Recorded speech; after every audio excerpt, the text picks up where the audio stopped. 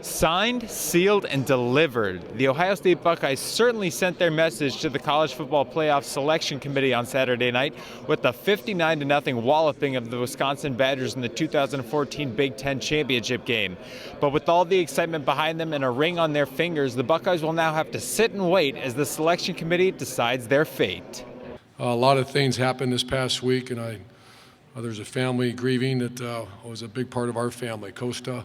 And we had a prayer and a moment of silence in our locker room for him and his family, and we'll never forget our teammate. And also some injuries were from Braxton Miller to Dontre Wilson to JT and other players on our team, that they were here supporting their teammates. And 9 assistant coaches who did a wonderful job, but most importantly, very grateful for this team I get to coach. These are great guys that come together, and in a tough week, a close team even got closer. Whether it was for Costa Karageorge, JT Barrett, or to avenge last season's loss to Michigan State, the Buckeyes came to Indianapolis ready to win the Big Ten championship as they poured it on Wisconsin early and often.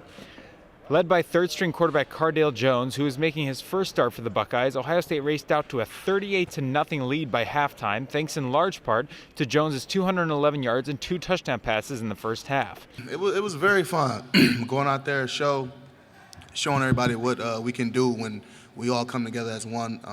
Mike said it best, and this is the first time that I think that we played as a 9-unit strong, all the way across from kicking games, offense to defense.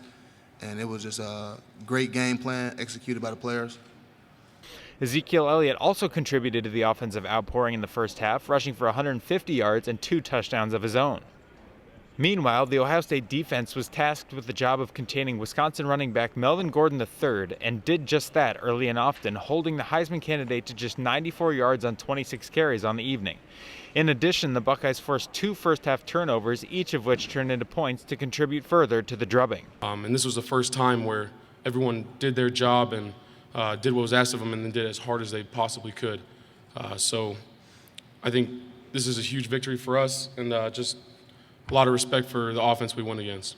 Mike said it best, that there's always been games where the D-line played well, and maybe the back end was giving up some plays. This was a complete, thorough effort by our defense. Coach Fickle, Coach Ash, and I think this was everybody's waiting for the silver bullets to come back, including the head coach, and that was a fantastic effort.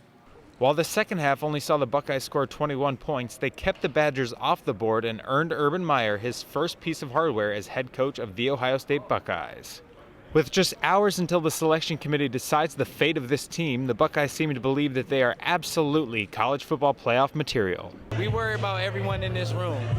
Anybody else that don't think so, we're not worried about it, because they're not in here. They haven't grind with us all through summer camp, all through winter, all through spring, and all through the summer. So we worry about the guys in this room. All I can speak to is I've been around teams that have competed and won national championships, and this team, the way it's playing right now, is one of the top teams in America. As the 2014 Big Ten champions, it's up to the Buckeyes to make the college football playoff, or else the Big Ten Conference will not be represented in the top 4. Until then, for Lantern TV, I'm Hayden Grove.